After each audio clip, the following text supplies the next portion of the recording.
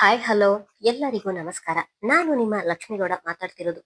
ಯಾರೆಲ್ಲ ಇನ್ನು ನನ್ನ ಕಾಮನಬಿಲ್ಲು ಕಥಾಗುಚ್ಛ ಯೂಟ್ಯೂಬ್ ಚಾನಲ್ ಸಬ್ಸ್ಕ್ರೈಬ್ ಮಾಡದೆ ಕತೆ ಕೇಳ್ತಿದ್ದೀರಾ, ಪ್ಲೀಸ್ ಸಬ್ಸ್ಕ್ರೈಬ್ ಮಾಡಿ ಕತೆ ಕೇಳಿ. ಹಾಗೆ ನನ್ನ ಕತೆ ನಿಮ್ಮೆಲ್ಲರಿಗೂ ಇಷ್ಟ ಆದ್ರೆ ಕಮೆಂಟ್ ಮಾಡಿ, ಶೇರ್ ಮಾಡಿ. ಜಾನಕಿರಾಮ ಕಥೆಯ ಮುಂದುವರೆದ ಸಂಚಿಕೆ. ಸಂಸ್ಕಾರ ಸಂಸ್ಕೃತಿ ಹಾಕುವ ಬಟ್ಟೆಯಲ್ಲಿ ಇರುವುದಿಲ್ಲ ಅಣ್ಣ. ಅಷ್ಟಕ್ಕೂ ನನ್ನ ಮಗಳು ಎಂದಿಗೂ ಮೈ ಕಾಣುವ ಹಾಗೆ ಬಟ್ಟೆ ಹಾಕಿದವಳಲ್ಲ. ನಿನ್ನ ಮಗಳ ಬಳಿ ಮಾತನಾಡುವ ಹಾಗೆ ನನ್ನ ಮಗಳ ಬಳಿ ಮಾತಾಡ್ಬೇಡ. ಜಾನಕಿಗೆ ಇರುವಷ್ಟು ತಾಳ್ಮೆ ನನ್ನ ಮಗಳಿಗಿಲ್ಲ. ಈಗ ನಾನ್ ತಡೆಯದಿದ್ದರೆ ನಿನ್ನ ಜನ್ಮ ಜಾಲಾಡುತ್ತಿದ್ದಳು. ನಿನ್ನನ್ನು ನನ್ನ ಅಣ್ಣ ಎಂದು ನನ್ನ ಮಗಳಿಗೆ ಪರಿಚಯ ಮಾಡಿಕೊಡಲು ಕೂಡ ನನಗೆ ನಾಚಿಕೆಯಾಗುತ್ತದೆ. ಈ ನಿನ್ನ ಅಹಂಕಾರಕ್ಕೆ, ದರ್ಪಕ್ಕೆ, ಮೇಲ್ಜಾತಿ ಎನ್ನುವ ನಿನ್ನ ದುರಹಂಕಾರಕ್ಕೆ ಮುಂದೊಂದು ದಿನ ದೊಡ್ಡ ಬೆಲೆ ತರಬೇಕಾಗುತ್ತದೆ. ಅದಕ್ಕೆ ಈಗಲೇ ತಯಾರಾಗು ಎಂದು ಸಾವಿತ್ರಿಯವರು ಹೇಳಿದರೆ, ಮನೆಯವರ ಮಾತನ್ನು ಧಿಕ್ಕರಿಸಿ ಕುಲಗೆಟ್ಟವನ ಹಿಂದೆ ಹೋಗಿ ನಿನಗೆ ಏನು ಸಿಕ್ಕಿತು? ಚಿಕ್ಕ ವಯಸ್ಸಿನಲ್ಲಿ ವಿಧವೆ ಪಟ್ಟ ಹೊತ್ತುಕೊಂಡು ನೋವು ಅನುಭವಿಸುತ್ತಿರುವವಳು ನೀನು. ಇದು ನಿನ್ನ ದುರಹಂಕಾರಕ್ಕೆ ಸಿಕ್ಕ ಪ್ರತಿಫಲ. ನಿನ್ನನ್ನು ಕೂಡ ನನ್ನ ತಂಗಿ ಎಂದು ಹೇಳಲು ನಾಚಿಕೆಯಾಗುತ್ತದೆ. ಬಾಗಿಲು ತೆರೆದೇ ಇದೆ, ನೀನಿನ್ನು ಹೊರಡಬಹುದು ಎಂದರು. ಹೋಗುತ್ತೇನೆ. ಇಲ್ಲಿ ಇರು ಎಂದು ನೀನು ಬೇಡಿದರೂ ನಾನು ಇಲ್ಲಿರುವುದಿಲ್ಲ. ನನ್ನ ಗಂಡ ನನಗೆಂದೇ ಬಿಟ್ಟು ಹೋಗಿರುವ ಒಂದು ಸೂರು ಇದೆ. ನನ್ನ ಮಗಳು ದುಡಿದು ಕೈ ತುಂಬ ಸಂಬಳ ತಂದು ನನ್ನನ್ನು ರಾಣಿಯ ಹಾಗೆ ನೋಡಿಕೊಳ್ಳುತ್ತಿದ್ದಾಳೆ.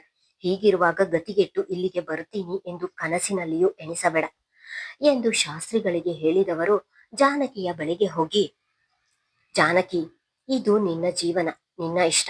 ಈಗಲೇ ಎಚ್ಚೆತ್ತುಕೊ. ಇಲ್ಲದಿದ್ದರೆ ಇನ್ಯಾವನಾದರೂ 10 ಲಕ್ಷ ಕೊಟ್ಟರೆ ಅವನಿಗೆ ಮಾರಲು ಹೇಸುವುದಿಲ್ಲ ನಿನ್ನ ತಂದೆ ಎನ್ನುವ ಮಹಾನುಭಾವ ಎಂದು ಶಾಸ್ತ್ರಿಗಳನ್ನು ನೋಡಿಕೊಂಡೇ ಕೋಪದಲ್ಲಿ ಹೇಳಿದರು.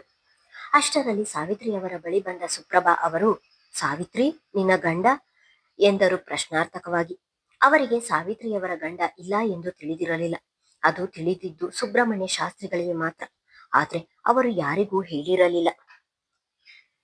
ತುಂಬಾ ವರ್ಷಗಳ ಹಿಂದೆಯೇ ಬೈಕ್ ಅಪಘಾತದಲ್ಲಿ ಹೋಗ್ಬಿಟ್ರು ಅತ್ತಿಗೆ ಎಂದವರು ಅಲ್ಲಿ ನಿಲ್ಲದೆ ಹೊರಬರುವಾಗ ಬಾಗಿಲಲ್ಲಿ ನಿಂತಿದ್ದ ವಿಕ್ರಮ್ನನ್ನು ನೋಡಿ, ಅತ್ತಿಗೆ, ಇವನು ನಿಮ್ಮ ಮಗನ ಎಂದು ಕಣ್ಣಿನಲ್ಲಿಯೇ ಹೇಳಿದರು.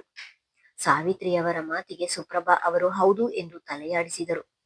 ಅವನನ್ನು ನೋಡಿ ಇನ್ನೂ ಖುಷಿಯಾದವರು 2 ಕೈಯಲ್ಲೂ 2 ಕೆನ್ನೆಯನ್ನು ಸವರಿ ಬರುತ್ತಿದ್ದ ಕಣ್ಣೀರನ್ನು ತೊಡೆದುಕೊಂಡು ಅಲ್ಲಿಂದ ಹೊರಬಂದಿದ್ದರು.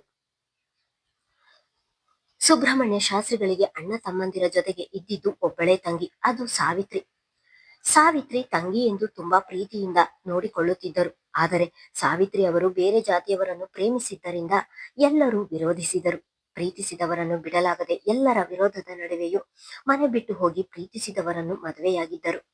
ಇದ್ದೊಬ್ಬ ತಂಗಿ ನಮ್ಮ ಪಾಲಿಗೆ ಸತ್ತು ಹೋದ್ಲು ಎಂದು ಸುಬ್ರಹ್ಮಣ್ಯ ಶಾಸ್ತ್ರಿಗಳು ಎಂದಿಗೂ ಅವರನ್ನು ನೋಡುವ ಸಾಹಸ ಮಾಡಲಿಲ್ಲ. ಅವರ ಗಂಡ ಅಪಘಾತದಲ್ಲಿ ಮೃತಪಟ್ಟ ವಿಷಯ ತಿಳಿದರೂ ತಂಗಿಯನ್ನು ಹೋಗಿ ನೋಡಬೇಕು ಎನಿಸಲಿಲ್ಲ.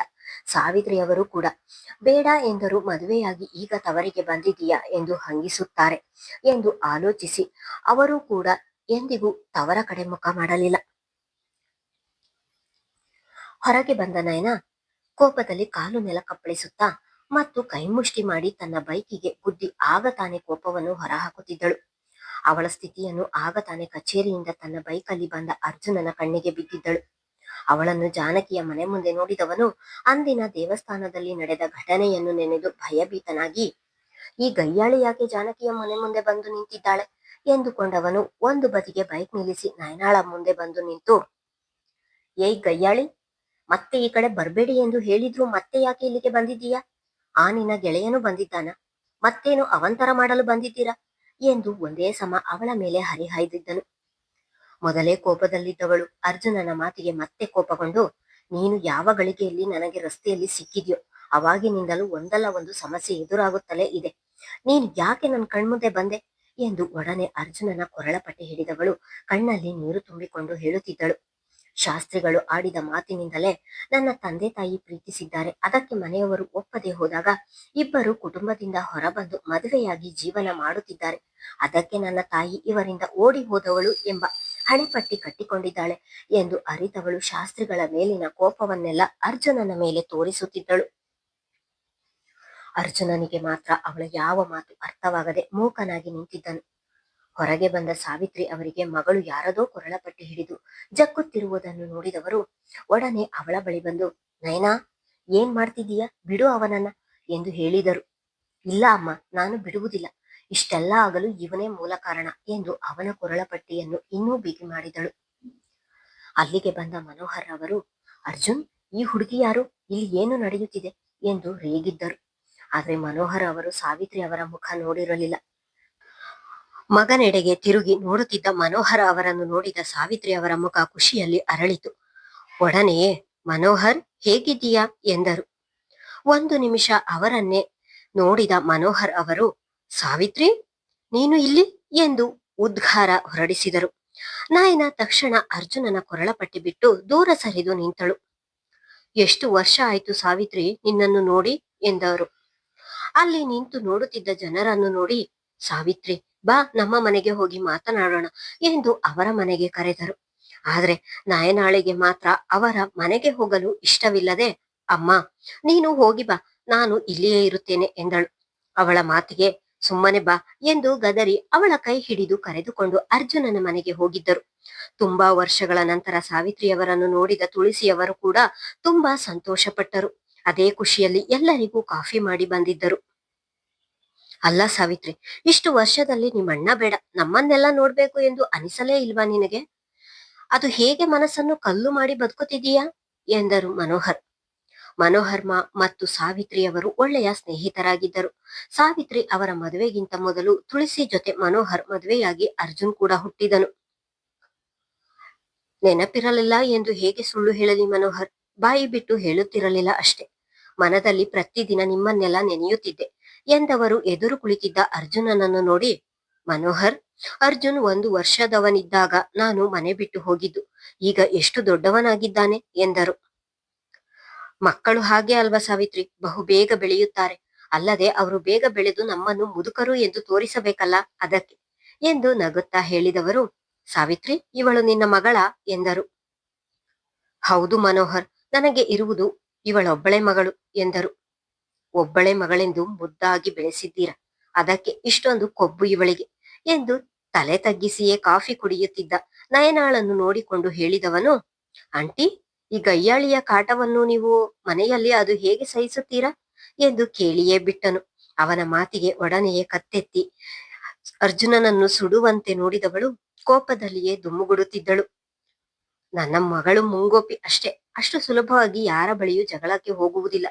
ಆದ್ರೆ ನಿನ್ನ ಕೊರಳಪಟ್ಟಿ ಯಾಕೆ ಹಿಡಿದಿದ್ದಳು ಎಂದು ಸಾವಿತ್ರಿಯವರು ಕೇಳುತ್ತಿದ್ದ ಹಾಗೆ ನಯನಾಳಿಗೆ ಅಲ್ಲಿ ಕೂರಲಾಗದೆ, ಅಮ್ಮ, ನಾನು ಹೊರಗಿರ್ತೀನಿ ಬಾ ಎಂದು ಹೇಳಿ ಹೊರಗೆ ಹೋಗಿದ್ದಳು. ಅರ್ಜುನ್, ಯಾಕೆ ಹಾಗೆಲ್ಲ ಮಾತನಾಡಿದೆ? ನೋಡು, ಇವಾಗ ಆ ಮಗು ಬೇಸರದಲ್ಲಿ ಹೊರಗೆ ಹೋದಳು ಎಂದರು ತುಳಸಿ.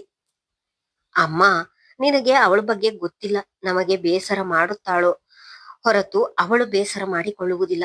ಅವಳು ಇಷ್ಟು ಸೈಲೆಂಟ್ ಆಗಿರುವುದು ಇವತ್ತೇ ಮೊದಲು ಎಂದು ಅರ್ಜುನ್ ಮೊದಲ ದಿನ ನಯನಾಳ ಬೈಕಿಗೆ ಅಪಘಾತ ಮಾಡಿದ್ದು, ರೆಹಮಾನನನ್ನು ಕರೆತಂದದ್ದು, ಜಾನಕಿಯ ವಿಷಯ ಒಂದೂ ಬಿಡದೆ ಎಲ್ಲರಿಗೂ ಹೇಳಿದ್ದನು. ಅವನ ಮಾತು ಕೇಳಿ ಎಲ್ಲರೂ ನಗೆಗಡಲಲ್ಲಿ ತೇಲಿದ್ದರು. ಸಾವಿತ್ರಿ, ಜಾನಕಿಯನ್ನು ನೋಡಿದಾಗಲೆಲ್ಲ ನನಗೆ ನಿನ್ನ ನೋಡಿದ ಹಾಗೆ ಆಗುತ್ತಿತ್ತು ಎಂದು ಇಷ್ಟು ದಿನ ತನ್ನ ಮನದಲ್ಲಿದ್ದ ವಿಚಾರವನ್ನು ಅರುಹಿದರು. ಇವತ್ತು ಅವಳನ್ನು ನೋಡಿ ನನಗೂ ಹಾಗೆ ಅನಿಸಿತು ಮನೋಹರ್. ನಮ್ಮ ಕಣ್ಣ ಮುಂದೆ ಆ ಮಗುವಿನ ಜೀವನ ಹಾಳಾಗುತ್ತಿದೆ ಎಂದು ಸಾವಿತ್ರಿ ಹೇಳಿದ ತಕ್ಷಣ ಇಷ್ಟರವರೆಗೆ ಅರ್ಜುನನ ಮುಖದಲ್ಲಿದ್ದ ನಗು ಮಾಯವಾಗಿ ಬೇಸರದ ಛಾಯೆ ಮೂಡಿ ಅಲ್ಲಿಂದ ಎದ್ದು ತನ್ನ ಕೋಣೆಗೆ ಹೋದನು. ಆ ದೇವರ ಮೇಲೆ ನಂಬಿಕೆ ಇಡಬೇಕು ಸಾವಿತ್ರಿ, ಖಂಡಿತ ಮಗುಗೆ ಒಳ್ಳೆಯದಾಗುತ್ತದೆ, ಅದಕ್ಕೆ ಸಮಯ ಹಿಡಿಯುತ್ತದೆ ಅಷ್ಟೇ ಎಂದರು. ಆ ಒಳ್ಳೆಯ ಸಮಯ ಬರುವಷ್ಟರಲ್ಲಿ ಆ ಮಗುವಿನ ಆಯುಷ್ಯವೇ ಮುಗಿದು ಹೋಗುತ್ತದೆ ಎಂದು ಸಾವಿತ್ರಿಯವರು ಬೇಸರದಲ್ಲಿ ಹೇಳಿದರು. ಯಾವುದೋ ಗಹನವಾದ ಆಲೋಚನೆಯಲ್ಲಿ ಹಾಸಿಗೆಯ ಮೇಲೆ ಕುಳಿತಿದ್ದವನ ಬಳಿ ಬಂದ ಸಾವಿತ್ರಿಯವರು, ಅರ್ಜುನ್, ನನ್ನ ಮಗಳು ಮಾಡಿದ್ದ ತಪ್ಪಿಗೆ ನಾನು ನಿನ್ನ ಬಳಿ ಕ್ಷಮೆ ಕೇಳುತ್ತೇನೆ ಎಂದರು. ಅಯ್ಯೋ ಆಂಟಿ, ನೀವು ಇಷ್ಟಕ್ಕೆಲ್ಲ ಕ್ಷಮೆ ಯಾಕೆ ಕೇಳ್ತೀರಾ? ನಾನು ಅವಳ ವಿಷಯಕ್ಕೆ ಸೀರಿಯಸ್ ಆಗುವುದನ್ನು ಬಿಟ್ಟಿದ್ದೇನೆ ಎಂದು ನಕ್ಕನು. ನನ್ನ ಮಗಳು ಮೇಲೆ ಒರಟಾಗಿ ಕಂಡರೂ ಮನಸ್ಸು ಮಾತ್ರ ತುಂಬಾ ಮೃದು. ನಿನ್ನ ಅಪ್ಪನ ಹಾಗೆ ನಿನ್ನ ಗುಣವೂ ಕೂಡ ತುಂಬಾ ಒಳ್ಳೆಯದಿದೆ. ಇಷ್ಟು ದಿನ ಒಬ್ಬಂಟಿಯಾಗಿದ್ದವಳಿಗೆ ನೀವು ಸಿಕ್ಕಿದ್ದು ಮರುಭೂಮಿಯಲ್ಲಿ ಹಸಿರು ಸಿಕ್ಕಂತಾಗಿದೆ. ಅಪ್ಪ ಅಮ್ಮನ್ನ ಕರೆದುಕೊಂಡು ನಮ್ಮ ಮನೆಗೆ ಬರ್ತೀಯಾ ಎಂದು ವಿನಂತಿಸಿದರು. ನೀವು ನನ್ನ ಅಪ್ಪನ ಸ್ನೇಹಿತೆ, ಇಷ್ಟೊಂದು ಕೇಳಿಕೊಳ್ಳುವ ಅವಶ್ಯಕತೆ ಇಲ್ಲ ಆಂಟಿ. ರಜದ ದಿನ ಖಂಡಿತ ಇಬ್ಬರನ್ನು ಕರ್ಕೊಂಡು ಬರ್ತೀನಿ ಎಂದನು. ಅರ್ಜುನನ ಮಾತಿಗೆ ಖುಷಿಯಾದವರು ಎಲ್ಲರಿಗೂ ಹೇಳಿ ಅಲ್ಲಿಂದ ಹೊರಟಿದ್ದರು. ಇತ್ತ ರೆಹಮಾನ್. ಜಾನಕಿ ಫೋನ್ ನೋಡಿಲ್ಲ, ಆಮೇಲೆ ಕರೆ ಮಾಡುತ್ತಾಳೆ ಎಂದು ಕಾಯುತ್ತಿದ್ದವನಿಗೆ ನಿರಾಸೆಯಾಯಿತು. ಎಷ್ಟು ಹೊತ್ತಾದ್ರೂ ಜಾನಕಿ ಕರೆ ಮಾಡದಿರುವುದನ್ನು ನೋಡಿದವನು ಅವಳು ಬೇಕೆಂದೇ ತನ್ನ ಕರೆಯನ್ನು ಸ್ವೀಕರಿಸಿಲ್ಲ ಎಂದು ತಿಳಿದು ಹೋಗಿತ್ತು. ಮತ್ತೊಮ್ಮೆ ಕರೆ ಮಾಡಲು ಹೋಗದೆ, ಆ ಮುದುಕನನ್ನು ಮದುವೆಯಾಗಲು ಹೊರಟಿದ್ದೀಯಲ್ಲ, ನಿನಗೇನು ತಲೆ ಕೆಟ್ಟಿದ್ಯಾ ಎಂದು ಮೆಸೇಜ್ ಮಾಡಿದ್ದನು. ಮುಂದುವರಿಯುವುದು. ಧನ್ಯವಾದಗಳು.